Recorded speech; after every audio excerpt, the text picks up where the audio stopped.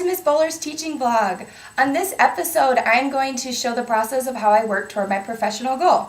So just a little bit of background information to help you understand where I got to this point. I've been working with my student at an elementary school for 10 weeks. She's been working towards some literacy goals of herself. And right around week 5, I started realizing, this is a learning moment for her as much as it is for me. So I decided to create a professional goal. In order to understand what I wanted to work toward, I kind of needed to do a reflective process and look back on how my lessons have been going. And the one thing that had really been jumping out at me was how I was really not using enough academic language to help portray the message of why we are doing the activities and strategies we are doing. So what I decided to do week 5 and implemented during week 5 and week 6, see how it went, was use academic language in the purpose statements at the beginning of lessons to set up the reason why we are doing the strategies. In this video, you're going to see the last 4 weeks of my lessons and just the reflective process of how I think the lesson went based on using those purpose statements. So hope you enjoy.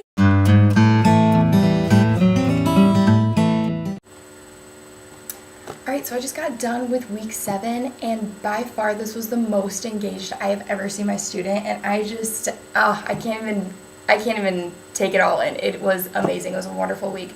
And I think the whole reason was because during week 6, I decided to use a strategy to help her reread for clarification. And then I noticed that she wasn't quite independent with it yet because I hadn't fully stated those purpose statements, which once again is my professional goal, to make a clear message of why we're doing it. So I thought, she still needs to work toward this, so I'm going to bring back a strategy that's similar to the one that we used week 6. And so I brought in the strategy, think while you are reading. During week 7, and on Monday I introduced it with the anchor chart, and it had visual representations of like a process that she could go through of pausing, thinking, does that make sense? If not, going back to the point where it started to not make sense and reread. So I introduced the strategy by its name, and I showed the steps that she would go through, and I stated, this strategy is for you to monitor meeting in order to improve your comprehension. So overall, the purpose was to reread for clarification. And I kept reiterating this on Monday, Tuesday, and Thursday. But the biggest impact I saw was actually on Monday, which was shocking because it was the first day that we used it.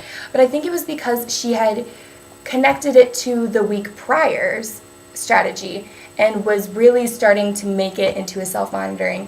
And it was really cool to see while she was reading her chapter book, during a point she literally just she read, paused, looked up to me and said, oh yeah, that didn't make sense. I'm going to go reread.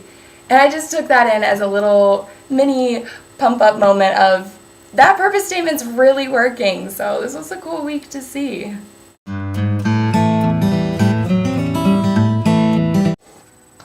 Alright, I just got done with week 8, still working toward that professional goal of adding those purpose statements into my lesson, and this week proved how important it is to have those, or else the lesson just doesn't take the same direction that you had intended when you wrote the lesson. So this past couple weeks we've been working on a piece to put in the anthology, and Tuesday was the day that I wanted my student to just look over the piece and find those key emotions that she had added into her characters and elaborate on the emotion so that the reader feels like when they are in there they can really experience these emotions that the characters are going through and kind of empathize with them and that kind of stuff. And that was my whole purpose for the strategy, show don't tell emotions, and that's what I wanted to portray in the lesson. That was what I was going to say to her, had it all prepared, and then when we got to the writing segment, we were running short on time. We had guided reading coming up, and I just really needed her to get those sentences drawn out. And so I did not state any of those purposes. I went into it and said, hey, I want you to look over your writing piece, and I want you to circle those emotions and then elaborate on them. And it just fell so short of what really I was trying to portray, and she was confused. She looked at me like, I don't understand. She got quiet. She slouched in her chair. And all those body languages just showed the importance of adding those purpose statements, because it starts the lesson off with your endpoint, where you want to go. And since I didn't add that, my entire lesson did not go the direction that I wanted it to for that writing segment. So this week definitely taught me a lot about why we need those purpose statements in our lessons. All right, just got done with week 9. Week 9 has been like a mini victory for me.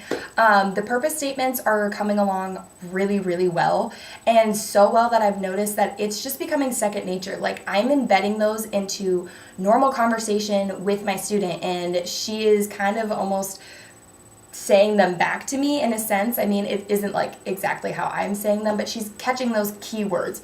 And this was really evident during this week on Monday and Tuesday, because we are doing the sketch to stretch strategy, because for her anthology, she's creating a story.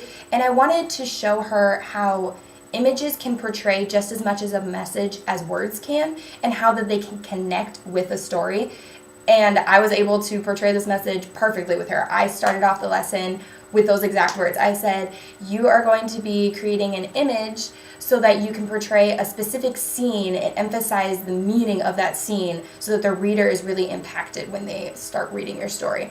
And by the end of it, she had a wonderful image that is going to be in the anthology, and she made those connections when I asked her, so why are we doing this? Because this is more than just an illustration. And she's like, well, it's to make sure that I have a picture to go along with my story. And I kept kind of probing her. I was just like, so yeah, that portrays a lot of meaning when you do that. And she would like nod along. So even though she wasn't using the words, I could definitely see in her eyes and her body language, she's making those connections to the story and the image. And it was really cool to see. So I'm glad that these purpose statements are becoming second nature.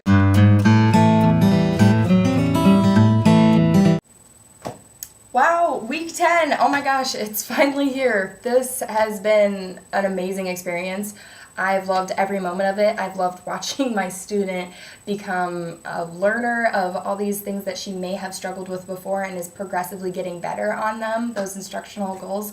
And then I've really learned a lot about myself. And this week 10 just proved to be a wrap-up and show like the progress toward my professional goal of adding those purpose statements with the academic language. And the best way that kind of proved that it has made an impact on my student and me is during our strategies booklet activity. We did that both Monday and Tuesday, and it was at the beginning. And it was just a way to have a piece of what we've been doing to take home for my student. And every page would be a different strategy. So we used those anchor charts that I had made, and on each page I kind of wanted her to draw an illustration that helped her remember the steps of the strategy and the name of the strategy, and then put that purpose statement in there, so that reason why we were doing it. So she decided on Monday to pick out 2 that she really liked, which were Slow Down the Zoom and Feelings Help Us Learn. And I did not state right away why, like give her the purpose statement. I asked her, so why have we been using this strategy, Slow Down the Zoom? And she said, well, it helps to understand the text. And I would kind of add a follow-up, like, yeah, because sometimes we get slipped up on some words and we reread for clarification. She went, yep. And so she'd write that down.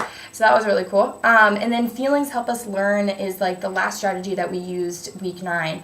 And she was like, yeah, we have been using this so that we can make sure that we understand how the character is feeling. And then I added, yeah, so what's that big reason, like why are we wanting to understand the character's feeling? And she kind of looked at me, and I would help her and kind of get her to that answer of like, this is to help her instructional goal of comprehension. So then by Tuesday, she had chosen the final 2 strategies that she would be able to put in her booklet before she went home. And the last one she wrote down, she was so excited. She's like, I really like this one. And I was like, yeah, let's add it in there. And it was the strategy of compare new to known. And we had not used that in a long time. And so I kind of wanted to see what she remembered. I was just like, okay, we haven't used this in a while. What do you remember using it for? And she's like, well, we would read the chapter book, and then we would read another book. And I was just like, yeah, so why were we doing that? Using that strategy? And she said, well, it was so that I could use what I learned already and then compare it to the new information. I was like, yes, that's exactly it. That entire strategy was to activate that prior knowledge and connect it with new knowledge to make a deeper understanding of the text. So I said that as a follow-up just to make sure that she got it, and she's like, yeah. And she's wrote that all down in her strategies booklet. So it was a really cool wrap-up to the entire 10 weeks, and just to see the impact that those purpose statements have made on my student, and she's making those connections. So this is a cool moment.